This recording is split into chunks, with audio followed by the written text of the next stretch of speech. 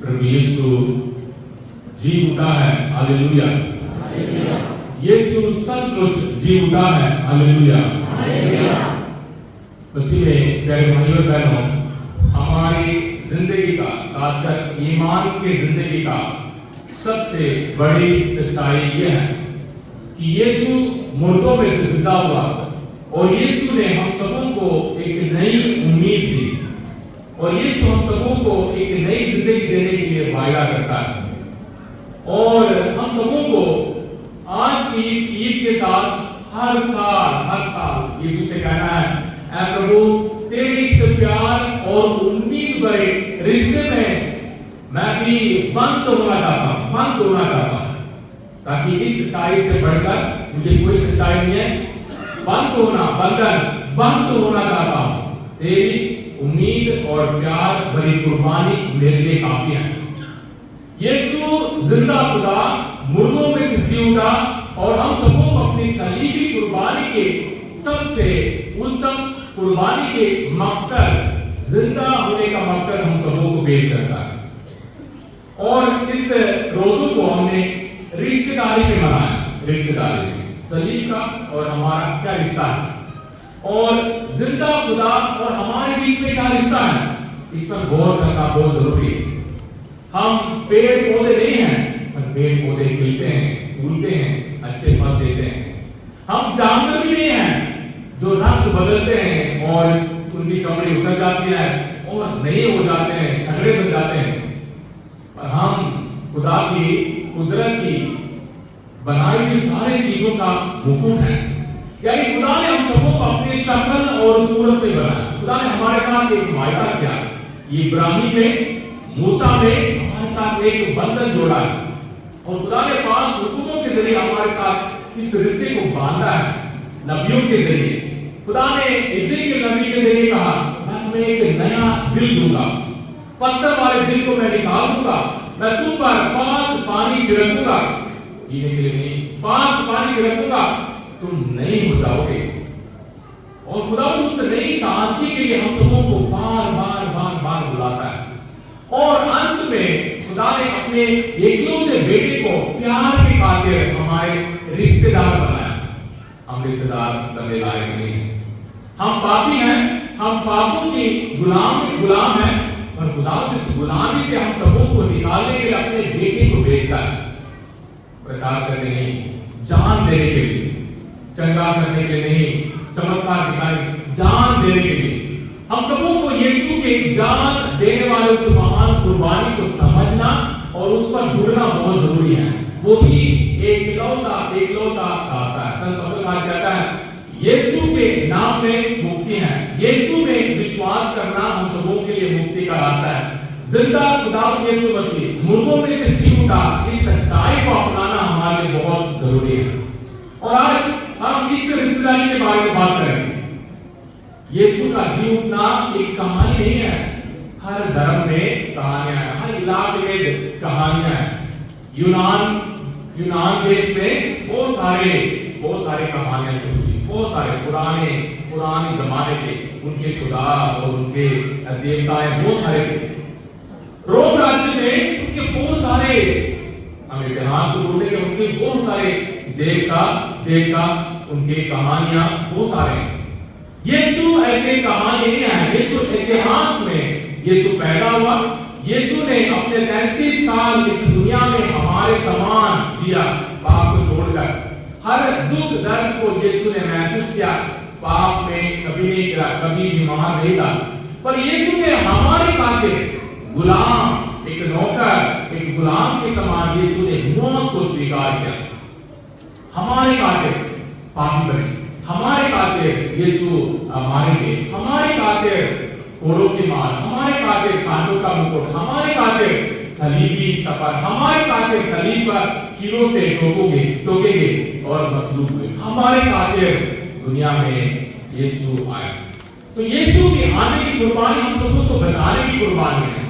और ये एक रीति रिवाज नहीं है, एक रस्म नहीं है, एक ऐसे त्योहार नहीं है, ये जिंदगी बदलने वाली ईद है। जिंदगी बदलने वाली। आप हर हफ्ते, हर संडे चर्च आने वाले हो, या हर बात मास में विश्वास करने वाले बहुत मायना रखता है, बहुत कम मायना रखता है। यीशु जिंदा खुदा है, यीशु मेरे लिए जिंदा हुआ, मेरे लिए मुझे पापों से बचाने के लिए यीशु जिंदा हुआ है, यीशु मेरे लिए जिंदा है। इस बात पर विश्वास करना बहुत जरूरी है। अगर इस बात को आप मानते हैं, आने वाले 50 दिन आपकी जिंदगी को बदल सकते हैं। हाँ, हम पापी रहेंगे प्यारे भाइयों और बहनों, इस दुनिया के हम गुलाम रहेंगे, हम दुखी रहेंगे, उदास रहेंगे, हमारी हालतें शायद पूरी तरह नहीं बदलेंगे, पर यीशु पर विश्वास करने की ताकत हमारी जिंदगी को बदल सकती है। यीशु जिंदा हुआ, इस सच्चाई को हमने अपनी जिंदगी में महसूस करना। ऐतिहासिक तौर पर कहानियां मैं बताना चाहूंगा ताकि आप भी यीशु के साथ जुड़ सकते हैं। 1931 में 1931 में गांधी जी ने यूरोप का दौरा किया। यूरोप के अलग अलग देश के मकसद ये था कि इंडिया का इंडिपेंडेंस, हमारे देश के लिए आजादी चाहिए, और सारे नेताओं को यूरोप में मिले, अलग अलग जगह पे, इंग्लैंड के सब जगह रोम के, तो रोम में वेटिकन के हर चर्च में उनको घुमाकर लेकर गए। बहुत बड़े म्यूजियम है, सिस्टीन चैपल है, और वहां बहुत अच्छी चीजें हैं, कयामत के बारे में, खुदा के दुनिया बनाने के बारे में, फरिश्तों के बारे में, बहुत सारे अच्छी पिक्चर्स और बहुत सारे ड्राइंग और बहुत सारे आर्टिस्ट वर्क है। और सब घूम फिर कर जब गांधी वापस आए, बाहर आए, उन्होंने किसी ने पूछा आपको कौन सी चीज बड़ी अच्छी लगी, कौन सी चीज आपको सबसे अच्छी लगी? गांधी ने कहा वो जो सबसे सामने सबसे बड़ी वो सलीब है, वो सलीब सबसे बड़ी सच्चाई है। खुदा इंसान बना, यीशु में हमें बचाने के लिए आया, और यीशु के उस जिंदगी को पहचानना हमारे लिए जरूरी है। आज फातिमा से पहले बहुत सारे आए थे, इधर उधर घूम रहे थे, मैं बोला ये पैलेस नहीं है, एक हॉल नहीं है, एक जंजीर नहीं है, चर्च के अंदर जाओ, चर्च यीशु से मिलो, घुटने देखो चर्च में क्या है। और यीशु हम सबों के लिए इंतजार करता है। तेरा सलीब से यीशु उतरने वाला नहीं है, सलीब से यीशु उतरने वाला नहीं है। जब तक हमारे पाप खत्म नहीं होंगे, हमारे दुख दर्द खत्म नहीं होंगे, यीशु सलीब से उतरने वाला नहीं है। और यीशु कहता है मैं प्यासा हूं। यीशु हम सबों से कहेगा, मत्ती के उसका 25 बात को जिक्र करते हैं, हम सबों से कहेगा मैं भूखा हूं, मैं प्यासा हूं, मैं नंगा हूं, मैं परदेसी हूं, मैं बीमार हूं। पर यीशु की पुकार को सुनना है, यीशु की पुकार को सुनना है। मदर तेरेसा ने अल्बानिया छोड़कर हमारे देश आई। बहुत अच्छी सिस्टर, स्कूल में पढ़ाने वाली थी और बहुत मशहूर थी, और उसको बहुत अच्छा लगा। अचानक यीशु ने उसके कानों में, उसके दिल में बातें की, मैं प्यासा हूं। और मदर तेरेसा ने वहां कॉन्वेंट से निकलकर गरीबों की सेवा करना शुरू किया। और कलकत्ता में बहुत सारे लोग उसके खिलाफ थे। एक ने आकर उसके दरवाजे को खटखटाया, वो भी टीन वाले सीट में रहते थे, झोपड़े, हमारे जो स्लम बोलते हैं वहां रहते थे। खटखटाया, बोला कि तुम गरीबों को इधर ले आते हो, बीमारों को ले आते हो, मरने वालों को यहाँ ले आते हो, बंद करो नहीं तो हम तुझे मार देंगे। और मदर तेरेसा ने कहा आप मुझे मार सकते हो, पर याद रखो आप सबसे पहले हार गए हो, सबसे पहले आप हार गए हो। क्योंकि जो यीशु के सलीब, यीशु की जिंदगी देने वाली कुर्बानी के खिलाफ बातें करता है, उसे नहीं समझता है, उसकी पहले से ही दिल में हार हो चुकी है। और आप जानते हैं मदर तेरेसा कितने मशहूर हैं, कितने गरीब और कितने लोग मरते वक्त यीशु के उस रहम को, यीशु के उस प्यार को हासिल करते हुए मुस्कुराते हुए उन्होंने जान दी। कितने गरीब बच्चे जिनके कोई नहीं थे, उन्होंने घर पाया, उन्होंने एक जिंदगी पाई, उन्होंने अपनी जिंदगी में मकसद को हासिल किया, एक मंजिल को पाने के लिए उन्हें ताकत और बरकत मिली। बेल्जियम के फादर डैनियल, वो बहुत जवान था, और उसने सलीब हाथ को उठाकर जब अमेरिका के एक द्वीप में, आइलैंड में, जहां सिर्फ कुष्ठ रोगी रहते थे, सिर्फ कुष्ठ रोगियों को रखते थे, और उन लोगों की सेवा के लिए वहां भेजा। और उसे मालूम था जो उस जगह पर जाएगा वो दोबारा वापस नहीं आएगा, क्योंकि वहां कुछ रोगी मरते थे। उसने कहा मैं जाऊंगा, मैं यीशु के नाम पर उन्हें उम्मीद का संदेश देने के लिए गया।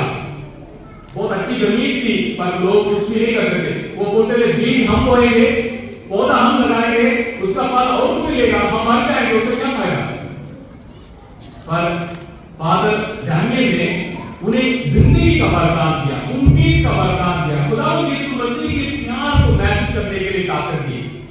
खुदा हम सबों को प्यारे भाइयों बहनों उस आग से भरपूर करना चाहता है। आप जो बाप हैं, आप जो माँ हैं, आप जो पति हैं, आप जो पत्नी हैं, यीशु के जिंदा होने की उस आग से आपको अंदर महसूस करना, अपने दिल में यीशु के जी उठने की खुशी को महसूस करना है।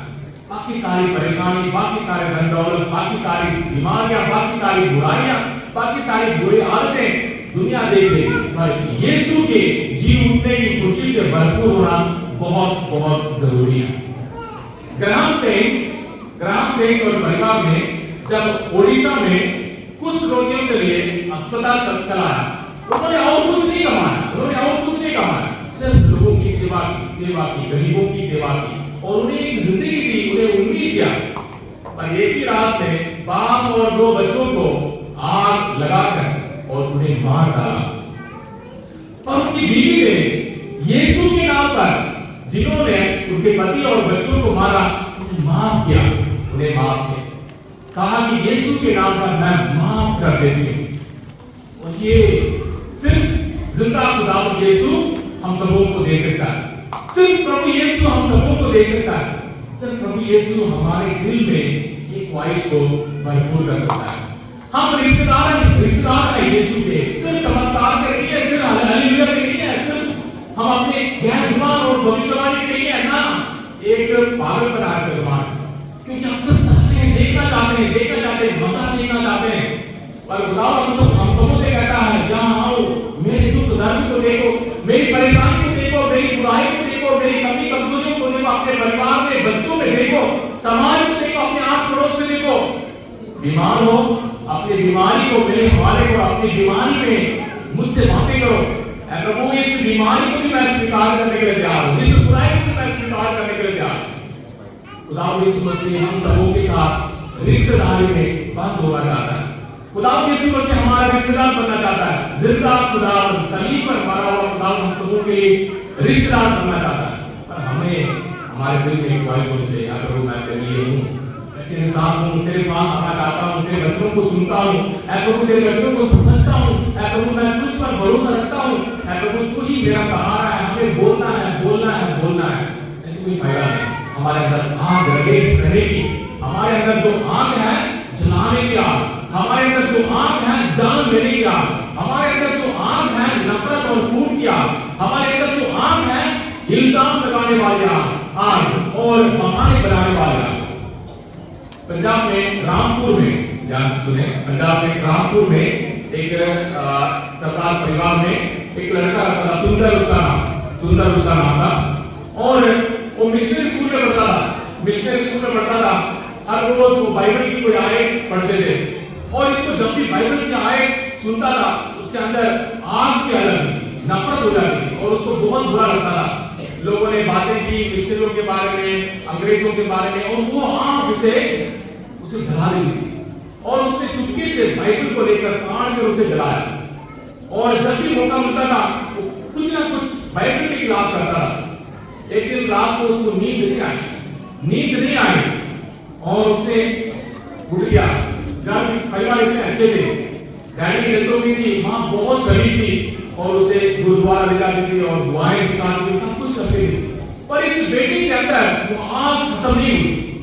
रात उठा, नहा धोकर वो बैठा कि मेरे अंदर ये जो आग है, मेरे अंदर जो नफरत है, मेरे अंदर जो गुस्सा है, मेरे अंदर ये जो सोच विचार है, इसे मैंने खत्म करना है, लेकिन मैंने अपने आप को खत्म कर देना।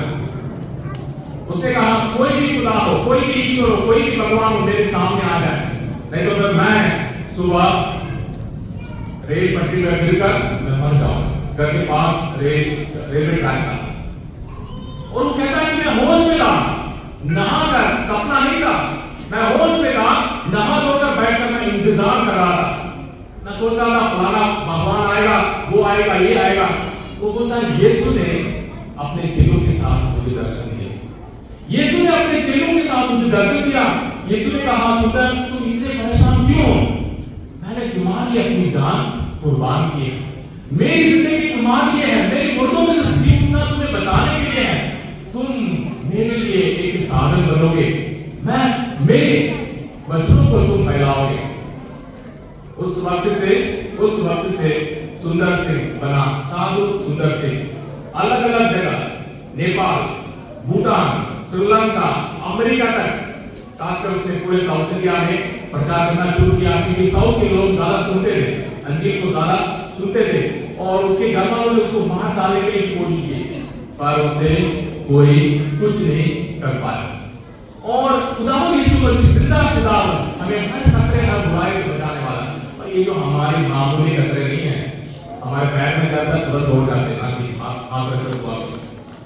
हमें पेट में दर्द तुरंत एक बोतल का तेल ले आते हैं। हमें कोई परेशानी आए, घर में लड़ाई झगड़ा, आंधी ले आओ, तेल ले आओ, पानी ले आओ, छिड़को, मारो और भूत निकालो।